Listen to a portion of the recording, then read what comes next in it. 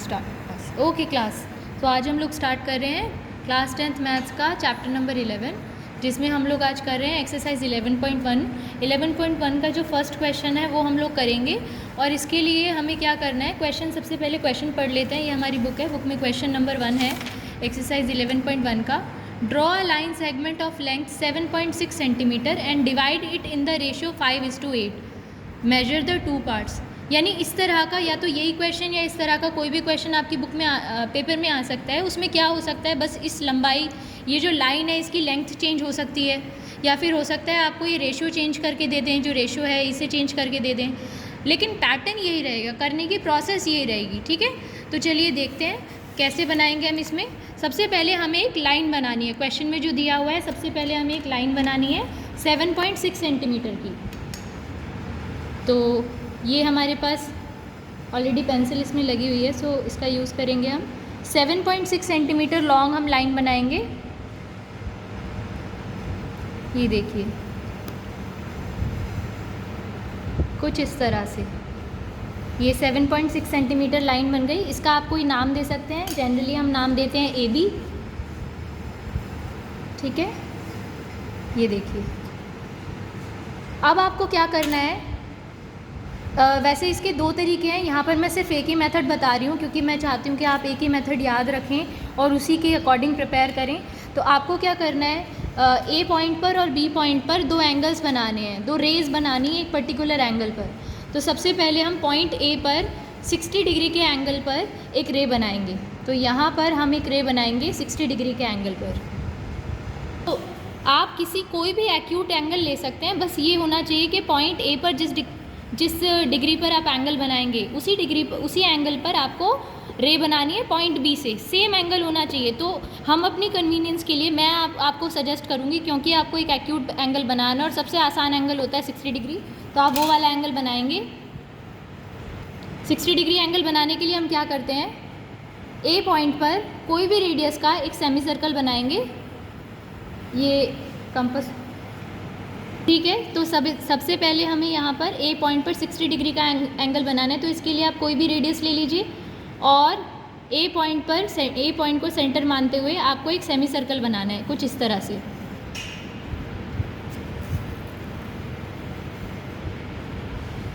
Actually अगर आप थोड़ी सी रेडियस इसकी बड़ी कर देंगे तो इसे कंस्ट्रक्ट करना ज़्यादा आसान होगा। तो मैं आपको एक बार और दिखा देती हूँ ये चीज़ कैसे। थोड़ी सी रेडियस बड़ी ले लीजिए, बहुत ज़्यादा बड़ी नहीं, तो इसको सेमी सर्कल को बनाना थोड़ा सा आसान हो जाएगा। तो ये हमने सेमी सर्कल बनाया, 60 डिग्री का एंगल बनाना है नीचे की तरफ। तो यहाँ पर ये जो पॉइंट आपको दिखाई दे रहा है, जहाँ पर हमारा सेमी सर्कल हमारी लाइन को कट कर रहा है, उस पॉइंट को मार्क कर देती हूँ मैं यहाँ पर। ये देखिए ये वाला पॉइंट, इस पॉइंट पर बिना इसे छेड़े, जितनी रेडियस अभी हमने सेमी सर्कल के लिए ली थी सेम रेडियस है, बिना इसे छेड़े आप एक कट लगाइए, ये वाला। तो ये जो कट है, ये जो आर्क हमने बनाई है जो हमारे सेमी सर्कल को कट कर रही है, 60 डिग्री का एंगल है। बस अब कुछ नहीं करना, A पॉइंट को इस इंटरसेक्शन पॉइंट से मिलाते हुए एक रे खींचनी है, एक रे ड्रॉ करनी है। ठीक है, इस रे का आप नाम दे दीजिए AX। सेम एंगल आपको यहाँ बनाना है B पर, ऊपर की तरफ रे बनानी है ऊपर की तरफ। तो चलिए सेम प्रोसेस करेंगे। B पॉइंट पर 60 डिग्री का एंगल बनाएंगे। हमने 60 डिग्री का एंगल खुद से चूज़ किया क्योंकि हमें एक एक्यूट एंगल बनाना था, और वो एक्यूट एंगल कुछ भी हो सकता, कोई भी एंगल हो सकता है। सो हमने अपनी कन्वीनियंस के लिए 60 चूज़ किया। अब यहाँ पर ये जो इंटरसेक्शन पॉइंट है, अभी मैंने जैसे यहाँ समझाया था 60 डिग्री एंगल कैसे बनाते हैं, तो इस पॉइंट पर रखकर बिना रेडियस चेंज किए आपको एक आर्क लगानी है, इस सेमी सर्कल पर कट लगाना है। तो ये जो पॉइंट इंटरसेक्शन पॉइंट आपको मिल गया है, B पॉइंट से इसे ज्वाइन करते हुए ऊपर की तरफ एक रे बनानी है जिसका नाम आप देंगे BY। ठीक है, अब आपको क्या करना है, जो आपका रेशियो है, क्वेश्चन में जो रेशियो गिवन है, रेशियो है 5:8।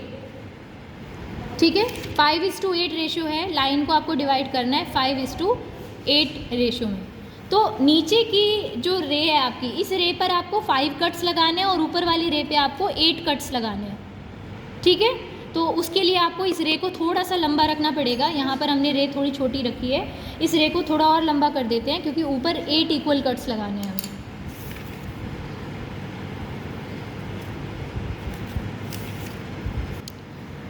तो ये रे हमारी बी वाई रे है, इसको हमने थोड़ा और लॉन्ग किया है। ये आप अपनी कन्वीनियंस के हिसाब से, जितने कट्स आपको बनाने हैं उसके हिसाब से आप इसकी लंबाई रखेगा। और मैं सजेस्ट करूँगी जब आप इसे पेपर में सॉल्व करें तो पूरी एक शीट रखें इस क्वेश्चन के लिए, क्योंकि थोड़ा सा स्पेस ऑक्यूपाई करता है। अब इसके बाद आपको क्या करना है, रेशियो है 5:8, तो नीचे वाली रे में आप 5 कट्स लगाएंगे इक्वल।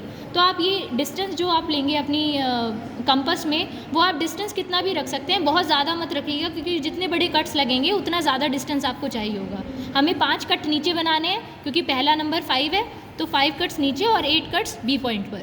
ठीक है, 5 कट्स ए पॉइंट पर और 8 कट्स बी पॉइंट पर। कैसे लगाएंगे, ये मान लीजिए डिस्टेंस हमने ले लिया, ए पॉइंट पर रखकर फर्स्ट कट लगाइए, ये फर्स्ट है, इस फर्स्ट वाले कट पर रख के अगला कट लगाइए, second, then third, then fourth, then 5। ठीक है, ये जो फर्स्ट कट है इसको नाम दे दीजिए A1, this is A2, this is A3, A4 and A5। Similarly यहाँ पर हमें 8 कट लगाने हैं, तो बी पॉइंट पर रखकर फर्स्ट कट लगाइए, B1, B2, B3, B4, B5, B6। हमें लग रहा है रे को थोड़ा और लंबा करना पड़ेगा, तो इसको इरेज करके थोड़ा सा और लॉन्ग करते हैं ताकि कट पूरे मिल जाएं। सो ये देखिए कुछ इस तरह से 1 2 3 4 5 6 कट्स हम बना चुके हैं, B7 एंड B8। अब इनको नाम दे देते हैं। So this is B1, this is B2, B3, B4, B5, B6, B7 and B8। अब आपको कुछ नहीं करना, A5 को B8 से जोड़ना है, ज्वाइन करना है इनको। सो B8 वाला जो पॉइंट है उसको आपको A5 वाले पॉइंट से ज्वाइन करना है स्केल की हेल्प से, कुछ इस तरह से।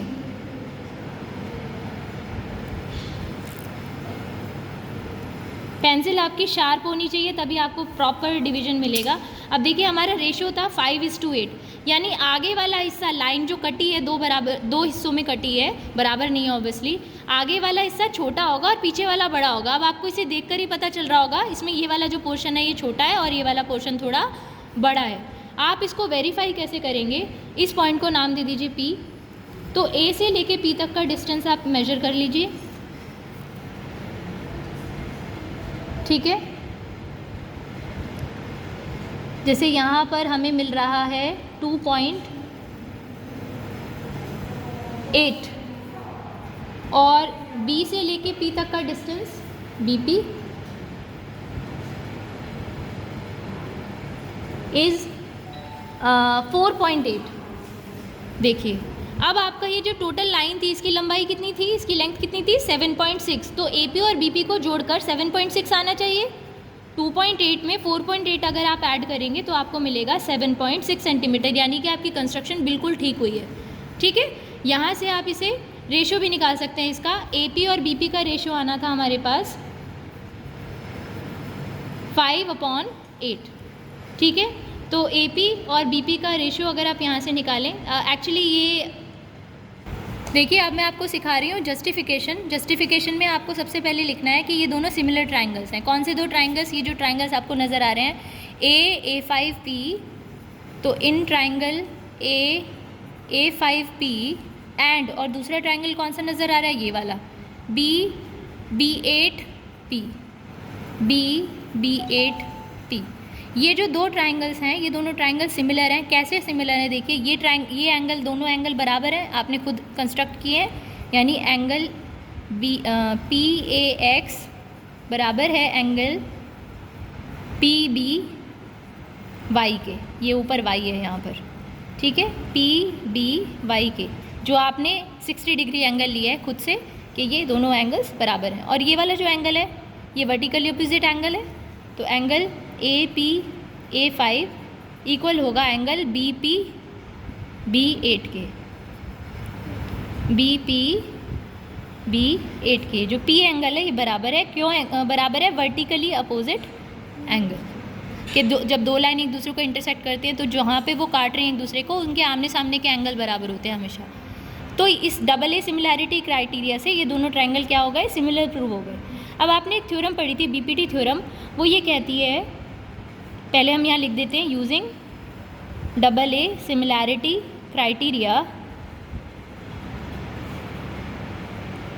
क्राइटेरिया, ये जो थ्योरम है इसके अकॉर्डिंग ये दोनों ट्रायंगल हो गए सिमिलर। सिमिलैरिटी का साइन लगा देंगे, ट्रायंगल, इन दोनों ट्रायंगल के नाम लिख देंगे, ठीक है। ये सिमिलर ट्रायंगल प्रूव हो चुके हैं।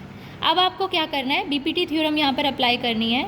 आपने पढ़ा था कि जब दो सिमिलर ट्रायंगल होते हैं तो उनकी कॉरस्पॉन्डिंग साइड्स जो होती हैं वो प्रोपोर्शनल होती हैं, यानी कि ये वाली साइड और ये वाली साइड का जो रेशियो है ये दोनों कॉरस्पॉन्डिंग साइड्स हैं।